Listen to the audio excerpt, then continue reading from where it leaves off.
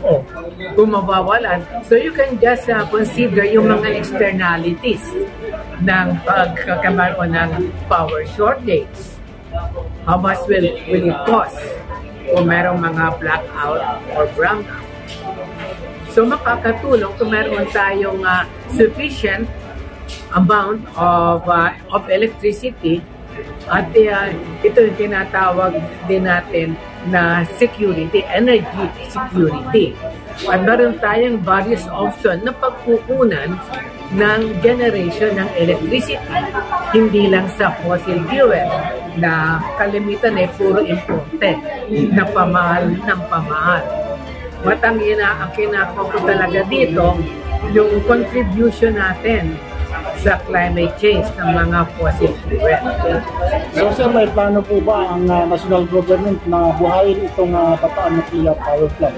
Ang national government, out of business na siya sa power generation kasi may itira tayo.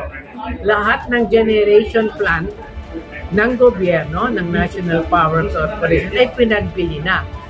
Maliban siyempre dun sa Agus hydroelectric plant, yung cascading na hydro. So if ever na ang government dapat magkakaroon siya ng exemption sa IPIRA law. Dapat i-revise yun na pwede uling mag-operate, mag-construct ang government ng power plants, nuclear power plant. So yun ang kinakailangan. Doon sa investors naman, kung may private yan, dapat bigyan ng gobyerno ng maraming incentives yan. Kasi sa alam nga natin, yung capital cost or sunken cost ay mahal din. Ganon. So very country specific. Sa mga industrialized country, mura yan. Because they have yung mga resources nila.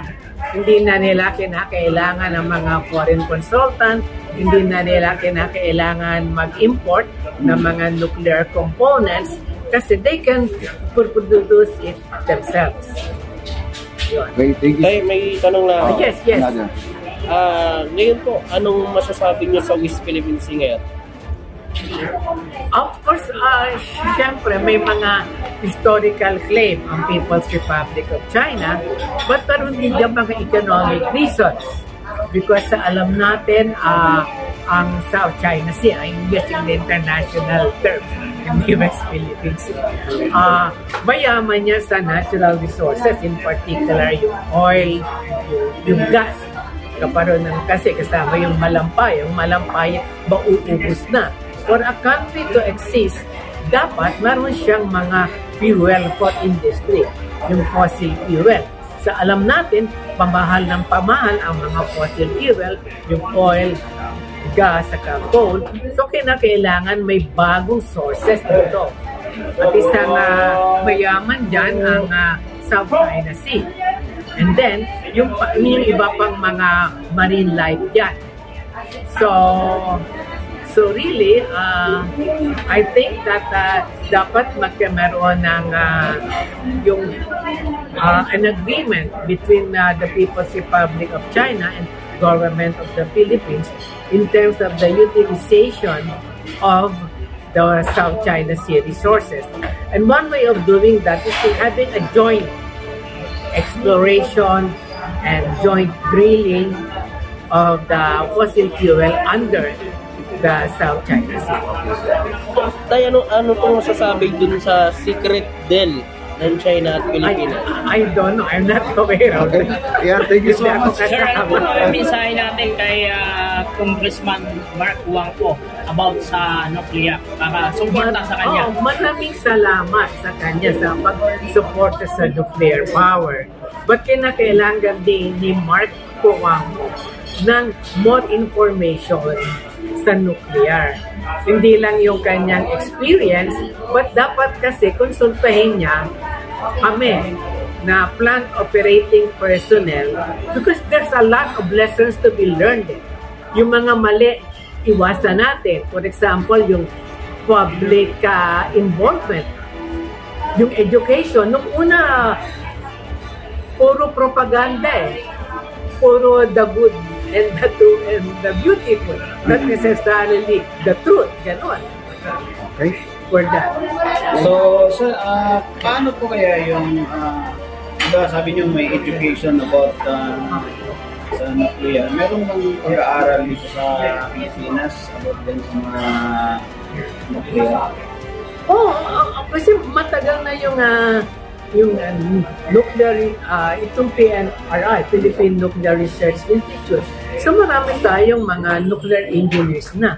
Kaya nga, ang kwan ko dyan, magkamaroon ng nuclear engineering bilang program of course. At magkamaroon ng nuclear engineering na subject sa lahat ng engineering. Nung una kasi sa Mapua, kung saan ako nag-aral, by nuclear engineering subject. Ang nagtuturo mga taga-PNRI. Sa akin, yung course ko na BS in Physics, meron kaming reactor in Physics at nuclear na Physics. So, kinakailangan natin yung basic sciences. Hindi na lang para tayong nag-i-import ng technology. Nagdidepende na lang tayo sa kanila. Ibig sabihin sa napuwasan, meron kayo sa yung reactor mismo?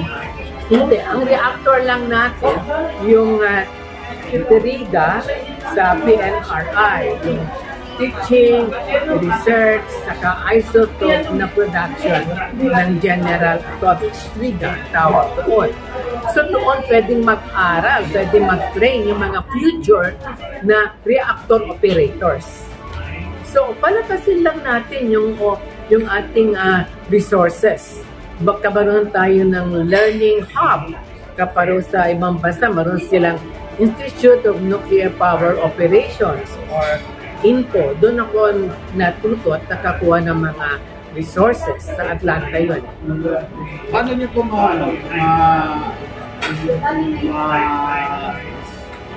okay, sana lang. Paano niyo po ma-convince yung mga Pilipino? Kasi ang iniisip kasi nila pag nuclear kasi is delikado talaga. Oo.